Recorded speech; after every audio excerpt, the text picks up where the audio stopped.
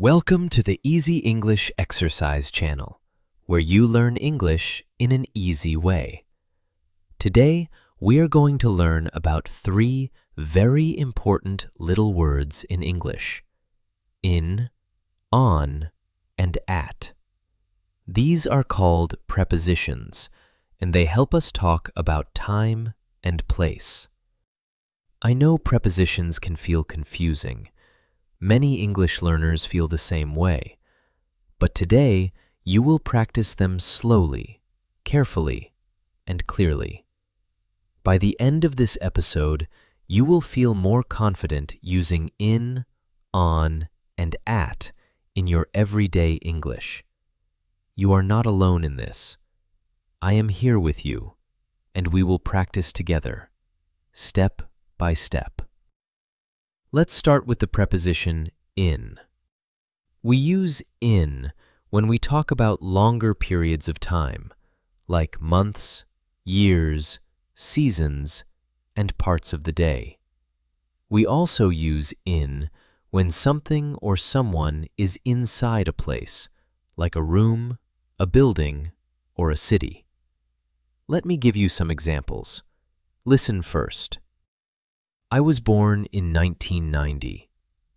She lives in Tokyo. We go swimming in summer. The keys are in the drawer. Now, let's practice together. Repeat after me. I was born in 1990. Good. Now try this one. She lives in Tokyo. Nice. One more. The keys are in the drawer. You are doing well. Notice how in feels like something is inside or within something bigger. A year is big. A city is big. A drawer holds things inside. That is the feeling of in. Now, here is something you can do today. Think about where you are right now. Say out loud or quietly, I am in, and add your city or your room. For example, I am in my bedroom, or I am in Berlin. Try it now. Say it with me. I am in my bedroom. You just used in correctly. That is real English practice. You can also think about this year. Say, it is 2026. I am learning English in 2026. Repeat after me. I am learning English in 2026. You completed that practice. You are building your English, one sentence at a time. Now let's talk about the preposition on. We use on when we talk about specific days and dates. We also use on when something is touching a surface, like a table, a wall, or the floor. Listen to these examples first. My birthday is on May 15th. We have class on Monday. The book is on the table. There is a picture on the wall. Now, you repeat. My birthday is on May 15th. Good. Now this one. We have class on Monday. Excellent. One more. The book is on the table. You stayed with it. Do you feel the difference between in and on? In is about being inside or within something big. On is about touching a surface or being on a specific day. Here is a simple way to remember. If you can stand on it, sit on it, or put something on it, use on. If something happens on one specific day, use on. Let's practice more. Repeat after me. I wake up on Saturday. Good. The phone is on the desk. Nice.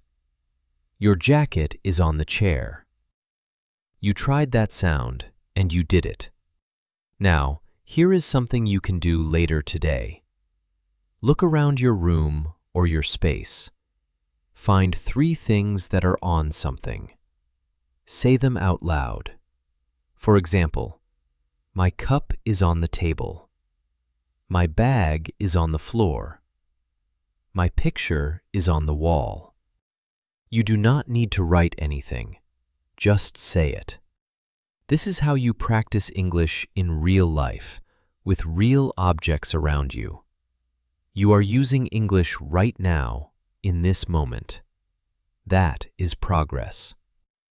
Let's move to the preposition at. We use at when we talk about specific times, like clock times, and specific locations, like addresses or exact places. Listen first. The meeting starts at 3 p.m. I live at 42 Green Street. She is waiting at the bus stop. We arrive at the airport. Now, repeat after me. The meeting starts at 3 p.m. Good. Now try this. I live at 42 Green Street. Nice work. One more. She is waiting at the bus stop. You completed that sentence. At is very specific. It is a point in time or a point in space. Not a big area, not a long time, just one point. Think about it like this. In is big. On is touching or one day. At is exact. One time, one spot. Let's practice together. Say it with me. I wake up at 7 a.m. Good. The cat is at the door. Excellent. We meet at the park entrance. You are using at correctly. Now, tonight before bed, try this. Think about your daily routine. Say one sentence with at about your schedule. For example, I eat dinner at 7 p.m.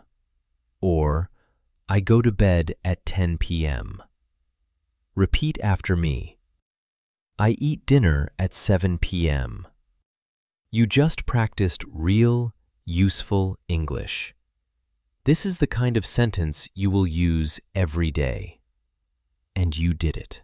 Now let's bring all 3 prepositions together. This is where it gets interesting. We can use in, on, and at in the same conversation. Listen carefully. I live in Paris. My apartment is on River Street. I arrive at my building at 6 p.m. on weekdays in winter. Did you hear all 3? Let me say it again, slowly. I live in Paris. My apartment is on River Street. I arrive at my building at 6 p.m. on weekdays in winter. Now, let's practice a shorter version together. Repeat after me. I live in London. Good. I work on King Road. Nice. I start work at 9 a.m.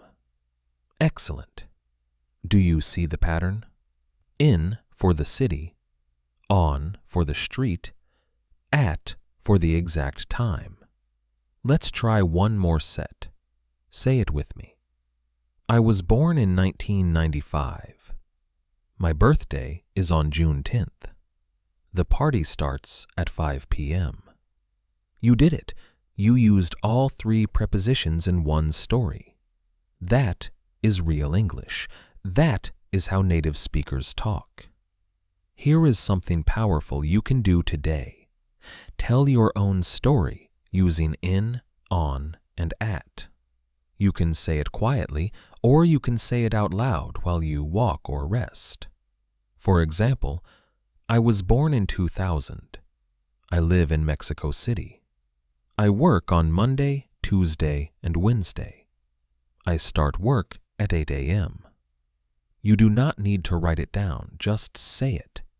Use your life, your schedule, your truth. That is the best English practice. And if you make a mistake, that is okay. Mistakes are part of learning. You are trying, and that is what matters. Let me give you a few more everyday sentences to practice. These are sentences you will hear and use all the time. Listen first, then repeat. I will meet you at the cafe. Good. The meeting is on Thursday. Nice. I usually exercise in the morning. Excellent. She lives on the second floor. Good. We travel in July. You stayed with it. The train leaves at 9:30. Beautiful. I am at home right now. You completed that practice. These are not just sentences. These are tools. You can use them today, tomorrow, and every day. The more you repeat them, the more natural they will feel. You do not need to memorize rules.